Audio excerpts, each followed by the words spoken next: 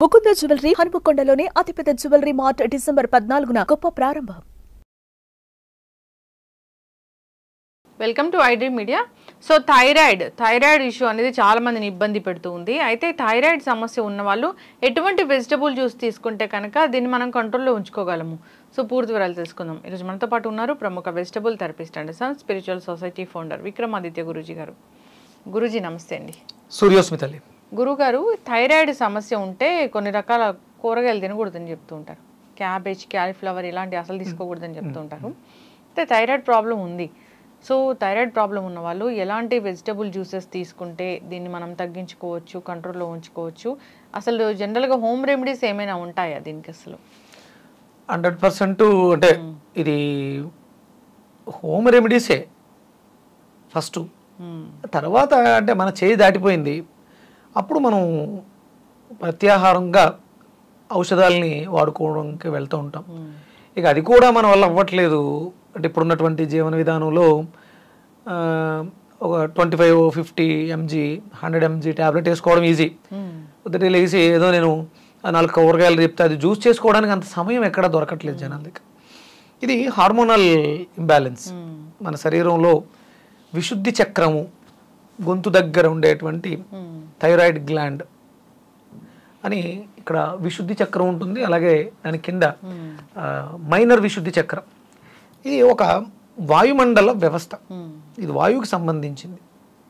అలాగే అంటే ప్రోటీన్ లోపం ప్రధానమైనటువంటి కారణాలు, మనం తీసుకునే ఆహారంలో ఉండవలసినటువంటి పోషకాలు సరిగా లేకపోవడం వల్ల, అలాగే మనుషుల మీద విపరీతమైనటువంటి ఒత్తిడి పుట్టిన దగ్గర నుంచి, అంటే పూర్వం అసలు అంటే ఈ పేరు ఎక్కడ వినలేదు, ఎక్కడో రేరుగా గండమాల ఇలా ఏదో ఒక చిన్న ఇబ్బంది వచ్చేది తప్ప అంతకు మించి ఈ అయోడిన్ లోపం అని ఇవన్నీ అసలు ఎప్పుడు వినలేదు. ఇది రాను రాను అంటే అభివృద్ధి చెందుతున్నటువంటి పరిస్థితులలో మనుషులు ఆహారాన్ని తినే విధానంలో వచ్చినటువంటి మార్పుల కారణంగా, నేను నిన్న వేరే కొన్ని 1960s కొన్ని గ్రంథాలు చదివితే అందులో అసలు అంటే నిలబడి మూత్ర విసర్జన చేయటం కానీ, నిలబడి దాహం తీర్చుకోవడం కానీ తప్పు. అది అతి ప్రమాదకరము అంది. తప్పు కాదు, అతి ప్రమాదకరం. ఇప్పుడంటే మ్యాక్సిమం మనకు వస్తున్నటువంటి సమస్యలన్నీ కూడా నిలబడి భుజించడం, నిలబడి మూత్ర విసర్జన చేయటం, ఇవన్నీ ఒకటే కోవకు చెందుతాయి. దాన్ని ఏమంటారు, నిలబడి వాటర్ మంచినీళ్ళు తాగడాన్ని కుక్క యొక్క మూత్రపానం చేసినట్లు లెక్క వస్తుందండి. అంటే అంత దారుణంగా వర్ణించారు. అలా చేయకూడదు. అంటే మీరు మంచినీళ్ళు తాగుతున్నారంటే కూర్చుని తాగాలి. మీరు అంటే మ్యాక్సిమం కొంతమందిని గమనిస్తే మంచినీళ్ళు తాగేటప్పుడు కూర్చొని మోకాళ్ళ మీద మంచి దాహం తీర్చుకుంటారు. దాహం అట్లాగే తీర్చుకోవాలి. ఇవన్నీ మనం జీవన విధానంలో వచ్చినటువంటి ఫ్యాషన్, మోడర్న్ అండ్ దీనివల్ల వస్తున్నటువంటి సమస్యలు. ఇక్కడ మన శరీరంలో 3 వ్యవస్థలు పాడైపోతాయమ్మా. వాయుమండల వ్యవస్థ, మనం అదే మనకి catabolism, metabolism, anabolism.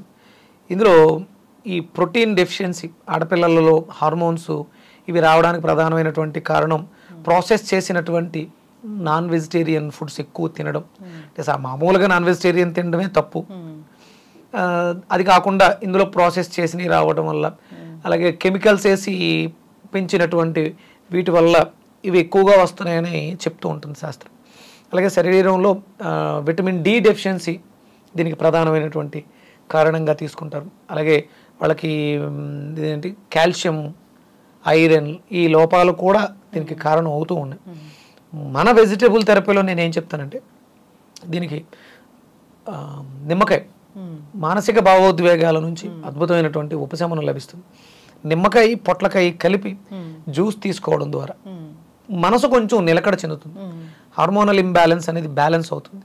Endocrine gland system active అయి మనం ఏం చేస్తున్నాం, ఎందుకు అంటే ముందు ఫస్ట్ మనసు మారాలి. మనస్సు అంటే మనం తీసుకునే ప్రతి పదార్థము మనసే అవుతుంది. మన ఇష్టం వచ్చినట్టు నాన్ వెజిటేరియన్ ఫుడ్స్ తినకూడదు. మనం అన్నం పరబ్రహ్మ స్వరూపం. కొత్త కణం అంటే చెడిపోయిన కణాన్ని తీసి కొత్త కణం రావాలి అంటే మీరు తీసుకునే దాంట్లోనే ఆ సెల్ లైఫ్ ఉంటుంది.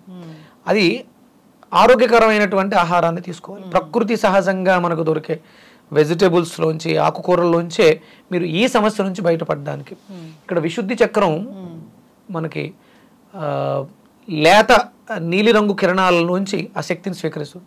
ఆ ఆకుకూరల్లో ఉండేటువంటి పత్రహరితం కిరణజన్య సంయోగ క్రియ ద్వారా మనం జరిగేటువంటి ప్రాసెస్ మన శరీరానికి ఎక్కువ గ్రీన్కి సంబంధించిన ఫుడ్స్, అలాగే ఆరెంజ్ కలర్ ఫుడ్స్ అంటే పప్పాయ ఇలాంటి ఫుడ్స్, ఆరెంజ్, కమలాబల పండు ఇలాంటివి అధికంగా తీసుకోవాలి. మనం మన శరీరానికి శక్తిని ప్రసాదించేవి. స్ప్రౌట్స్ ఇవి ఉదయం పూట బ్రేక్ఫాస్ట్లో కింగ్ ఫుడ్గా తీసుకోగలిగితే ఈ సమస్య నుంచి బయటపడడానికి అవకాశం. లేకపోతే జీవితాంతం మనం ఏదో ఒక మెడిసిన్ అంటే దానికి చెప్పిన మెడిసిన్ అయితే జీవితాంతం వాడుతూనే ఉండాలి తప్ప వేరే దారి లేదు. అలాగే మనం విరివిగా పచ్చి కొబ్బరి, ముదర కొబ్బరి బాగా తీసుకోవాలి.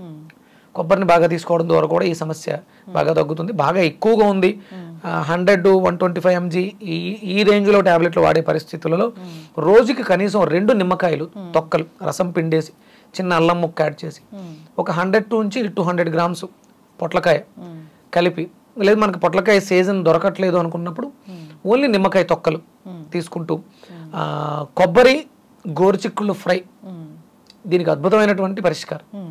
కొబ్బరి గోరుచిక్కుళ్ళు కాంబినేషన్ అంటే ఒక 10 గోరుచిక్కుళ్ళు తీసుకుంటే ఒక 10 గ్రాముల అల్లం, ఒక 50 గ్రాములు ముదరగా ఉన్నటువంటి మెచ్యూర్డ్ కోకోనట్, ముదర కొబ్బరి కలిపి జ్యూస్ చేసుకొని దాంతోపాటు వీలైతే నిమ్మకాయ తొక్కలు మిక్స్ చేసుకుంటే కొంచెం ఇది చేదుగా ఉంటుంది నిమ్మకాయ తొక్కలది. అందుకని నిమ్మకాయ తొక్కలు అల్లము సెపరేట్గా జ్యూస్ చేసుకుని గోరుచిక్కుళ్ళు కొబ్బరి సెపరేట్గా జ్యూస్ చేసుకుని తాగడం ద్వారా ఇప్పుడు మ్యాక్సిమం ఈ సమస్య ఎక్కువ లేడీస్లోనే ఉంటుంది, జెంట్స్లో ఉండదు, లేడీస్లోనే ఉంటుంది. కాబట్టి పిల్లలకి దీనివల్ల వచ్చేటువంటి కాంప్లికేషన్స్, మెన్స్ట్రువల్ సైకిల్స్లో వచ్చేటువంటి ఇబ్బందులు కూడా ఆడవాళ్ళకి తగ్గే అవకాశం ఉంటుంది థైరాయిడ్ వల్ల.